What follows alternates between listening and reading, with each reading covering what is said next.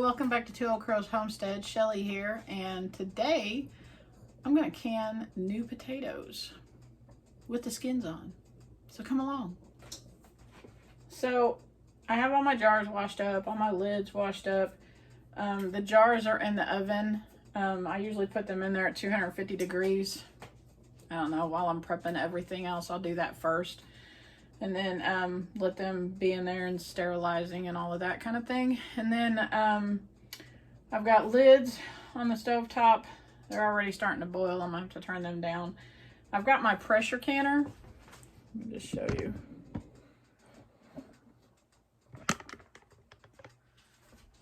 I've got my pressure canner filled about halfway with water. And I'm actually just kind of warming that up a little bit. I don't want it super hot. I want everything kind of at the same temp. So I'm just gonna let that warm up. I've got water here that I'm gonna pour over the potatoes. I'm just gonna let it heat up a little bit. I'm not gonna boil it or anything like that. So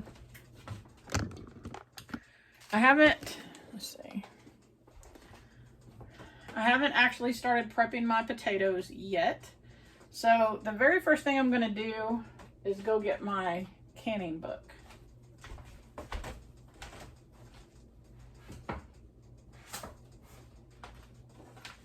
So I have several canning books that I use, but this one, you can ask just about anybody who cans. This is kind of the Bible for canning. The Ball Home Preserving 400 delicious and creative recipes for today. It says it's the complete book of home preserving, but there's actually not, it's not the complete book. There's other recipes, especially I have an Amish canning book and there's a lot of stuff in there. However, the Amish canning book, a lot of people have mixed feelings about that because the Amish are kind of like heritage canners, and you know, a lot of people, there's another phrase that they use, it's called rebel canning or something like that. I don't consider them to be rebels. They've been using those recipes for hundreds of years and they've not had any issues with it. As far as canning goes, I do try to follow this guideline most of the time. But I have tried some other things and I kind of live by the rule, it's my kitchen, my rules. So, obviously if I made something that hurt my family, I would never do that again, but I've yet to make that happen. So we'll see.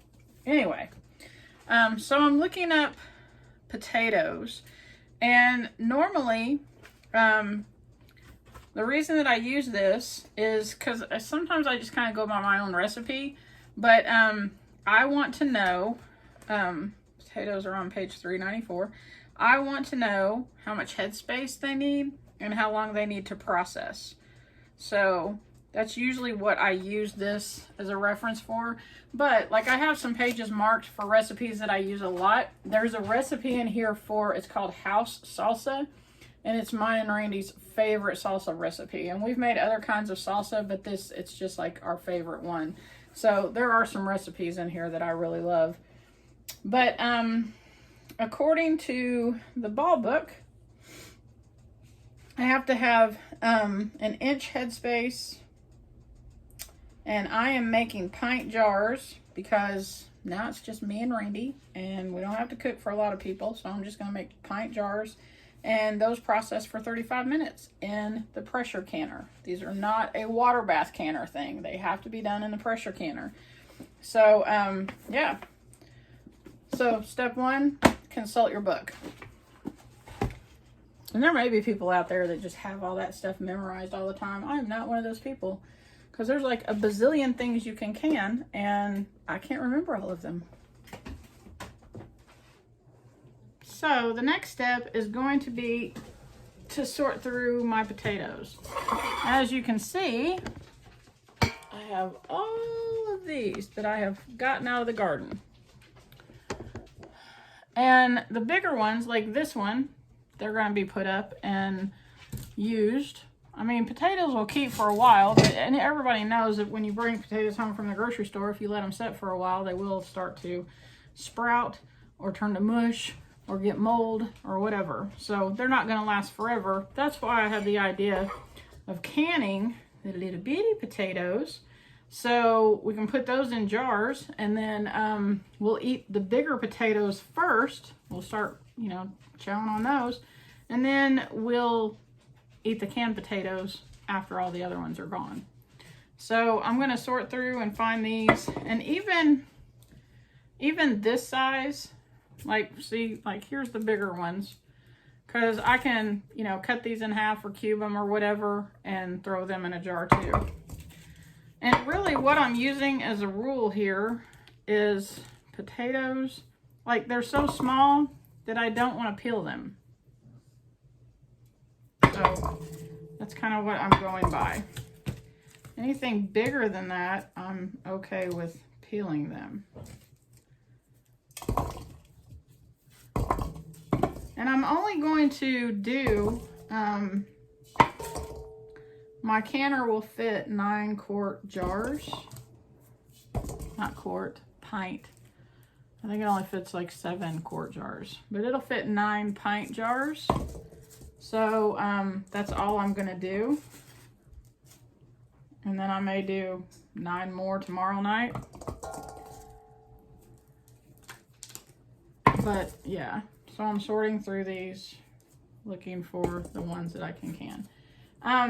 One thing, if you know, like if you're new to gardening and you've never grown potatoes before, check out this. See this potato? It's green.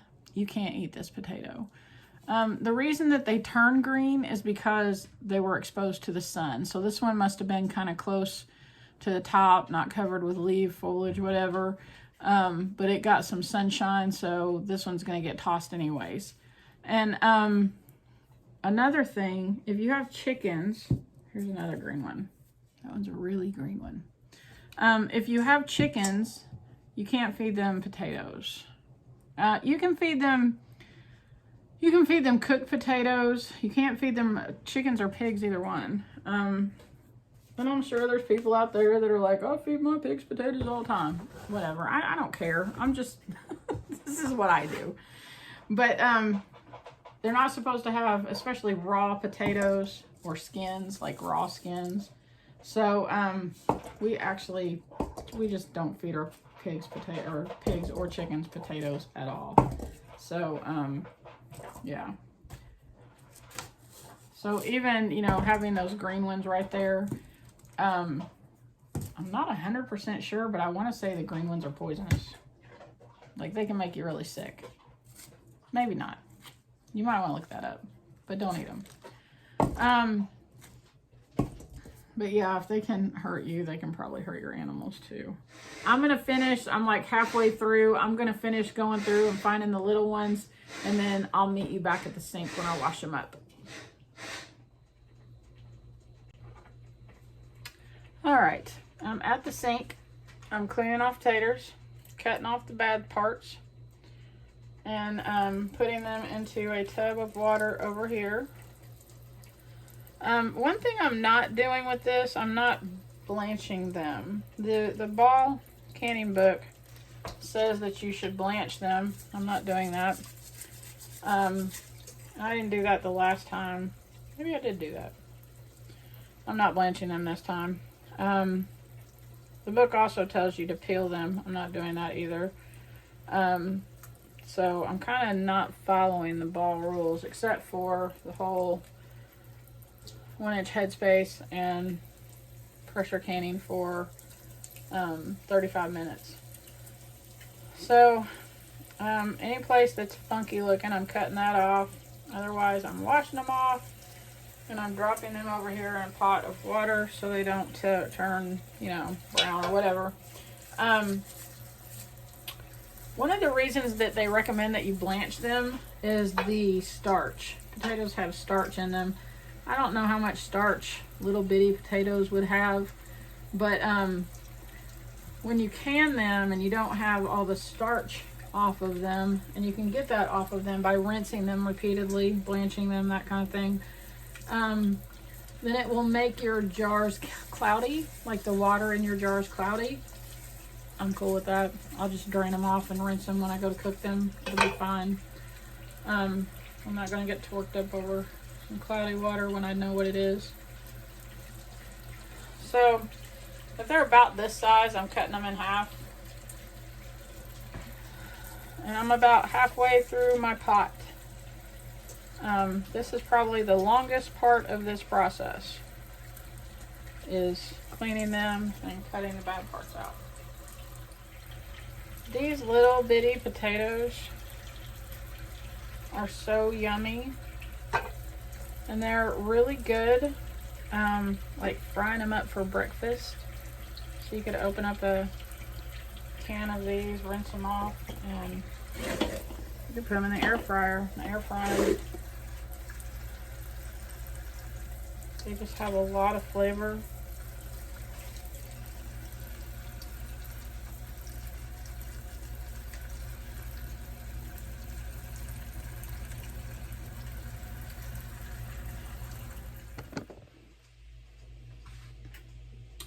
All right, I have all of those trimmed off. And I'm rinsing them again.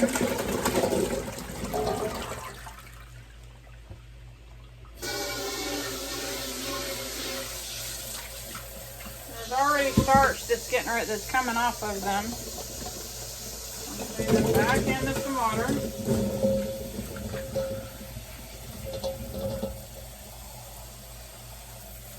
I'm going to rinse them again.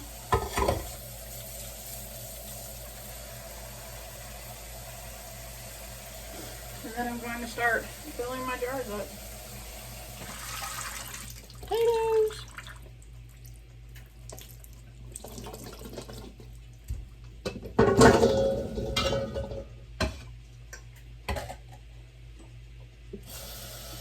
I'm going to put them in water again. I'm not going to rinse them this time. I just don't want them to start turning colors while I am filling it up.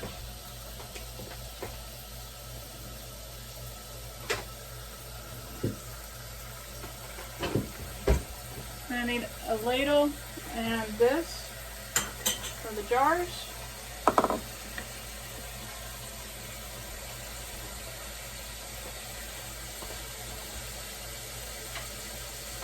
I'm also going to need salt, because I'm going to put half a teaspoon of salt in each jar. And then I will need, back over here, and then I will need some vinegar to clean off the lid.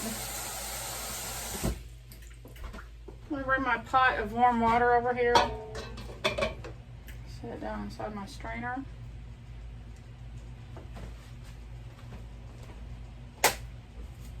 Also my pan that has my sterilized lids.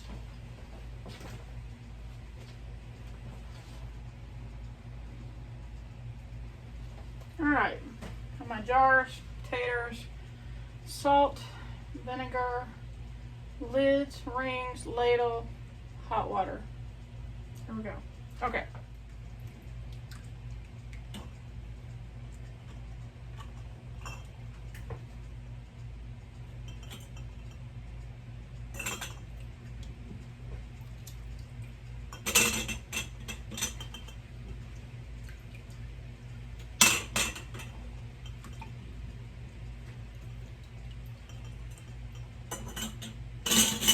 Come back and add more to those, because I've got little bitty potatoes in here that will fill in all of those little spaces nicely.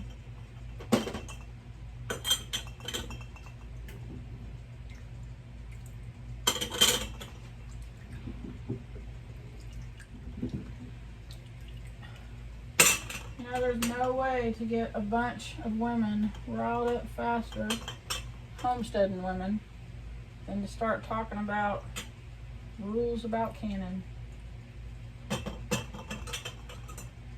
I've watched some people lose their mind over this.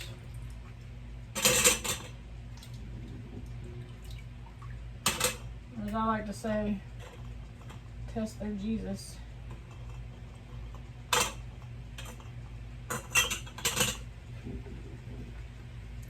think I've got more potatoes than I have jars. So we will have to cook these other potatoes up sometime in the next day or so. Alright, I'm going to go through here and look for the little bitty ones that I can add in these spaces.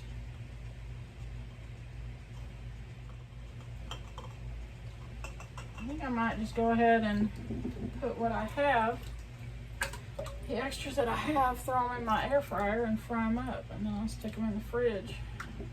Might eat a few before I go to bed tonight.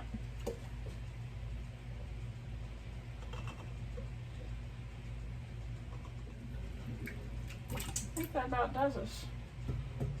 I think I've got enough in there to probably can 2 more jars, but it's like after 7 o'clock, and I don't plan on staying up all night. So now I'm going to go through and add a half a teaspoon of salt.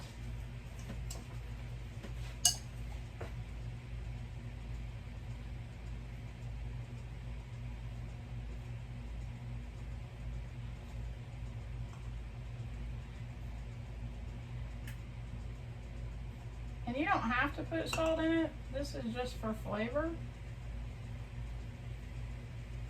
So don't feel like that has to be done for the canning process to happen. It doesn't. You just have to have a pressure canner.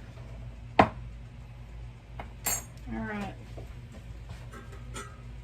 Now I'm going to fill up these jars with water.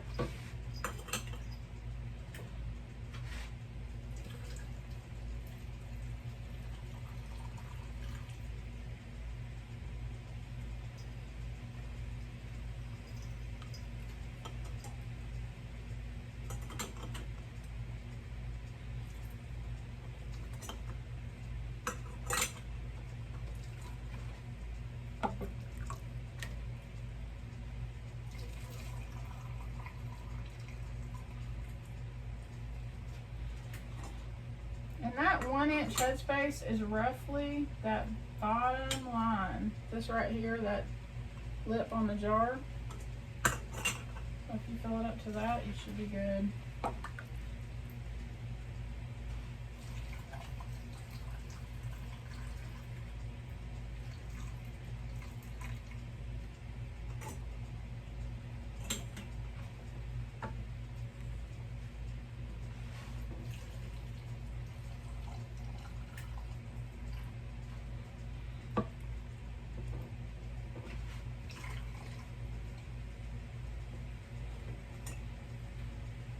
Put a little bit more on this one. It doesn't look like it's good enough.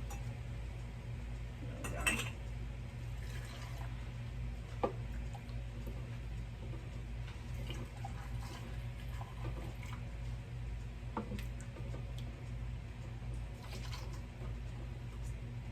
Whoop, that's got too much. Hot jar.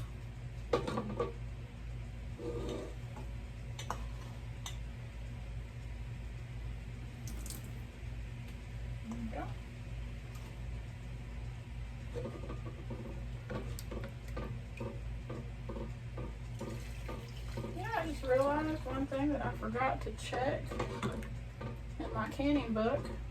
Now you can only see part of my head. Is the pressure.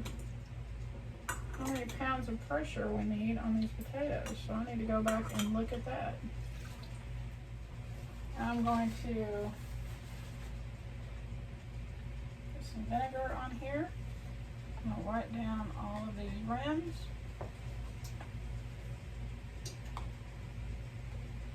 And this is so there's no food product, or there's not going to be greasiness with potatoes, but any kind of, I don't know, anything, salt, anything that got on there, we don't want that on there. That's why we use vinegar to do that.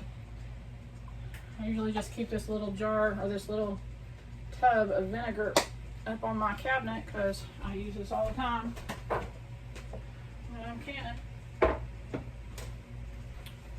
All right.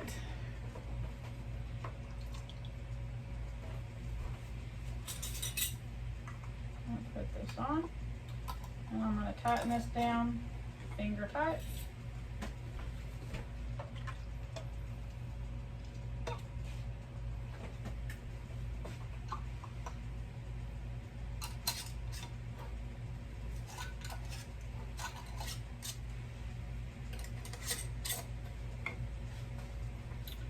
All right, now I'm going back to my book. I'm gonna say that was $3.94, and then it directs me to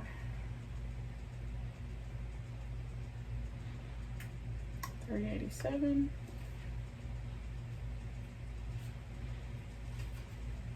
$3.87 is just a page that talks about canning or pressure canning vegetables. All right, I went back and looked at the recipe and or what it said about canning the vegetables, and it is supposed to be 10 pounds of pressure. So my pressure canner is a Presto. It's an older one. So it doesn't even have a gauge on the lid of it. But it has this little thing and then these weights. And each one of these is for 5 pounds of pressure. So here I have 5, here I have 10. Okay? So that's what is going to go on there after it starts releasing air. So I'm going to, and I also have this canner, there's notches inside that show the water level. So on this particular canner, it's about 3 quarts of water and it goes to the first line. So I'm going to put these in here.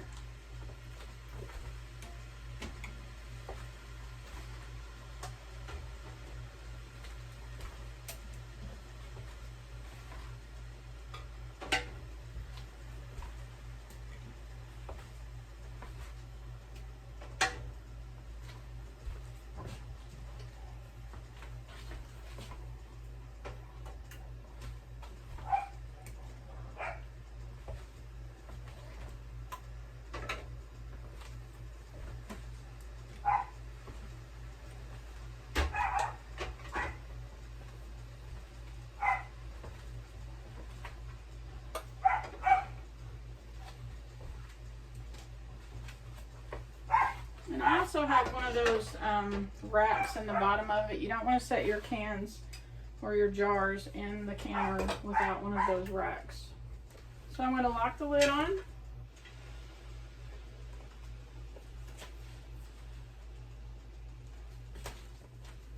Alright, so I've got the lid locked on, and what's going to happen is I'm going to wait for steam to come out of that little thing right here on top. And then I'm going to let that steam vent for 10 minutes. And then I'm going to set my weight on that. I wanted to show you real quick with this particular canner. Like I said, it doesn't have a dial on it. You can see that pressure regulator rocking back and forth there. Once that starts a regular like it is right now, now I can set my timer to can for the 35 minutes. So I let the steam come out of that for 10 minutes, and then I set this on top of it, and then I let it heat up. I've got it at kind of a high temp back there. It's on a 7. My burner goes up to, what, 9, I think, 9 or 10. So this is rocking pretty steadily, and I'm going to set the timer for 35 minutes.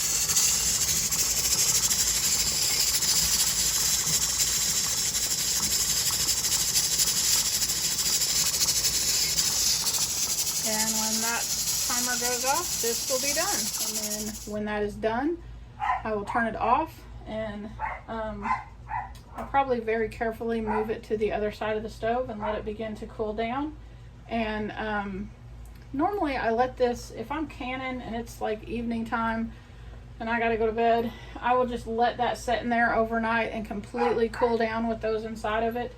It depends on if it happens before I go to bed as to whether or not I will pull those out and show them to you. But if I'm not able to, I'll let you know if they turned out or not in the next video.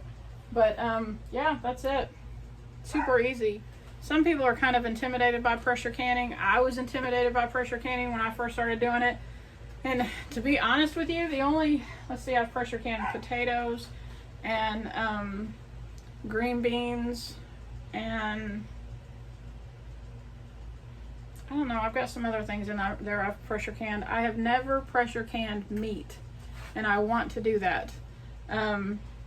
Mainly because we have all of our meat in freezers. But the thing about freezers is, what if your power goes out? And I live out in rural Kentucky. I mean, that's like a real thing. So it would probably be a good idea to pull some of the meat out of our freezers and can it. That hog that we just slaughtered, one of my friends on Facebook asked me if I was going to can any of that meat. I know a lot of people can sausage. That might be a good idea to try. I also have a friend that I work with that lives not too far from me, and she pressure cans chicken. She cooks it, shreds it up, and pressure cans it. Maybe she doesn't cook it. Maybe she just puts it in there and lets it cook in the pressure canner. I don't know. But she does that all the time. So, yeah, it's something that I want to try. Get out there and try something new. Anyways, that's it for this video. Again, go check out KentuckySustainableLiving.com. and come see us at the festival. And if you do come see us, come up to me and say, "Hey, Shelly," and I'll hug your neck. Anyway, I hope y'all have a fantastic Tuesday, and I'll talk to you later. Bye. Yeah, God bless you. Have a great day.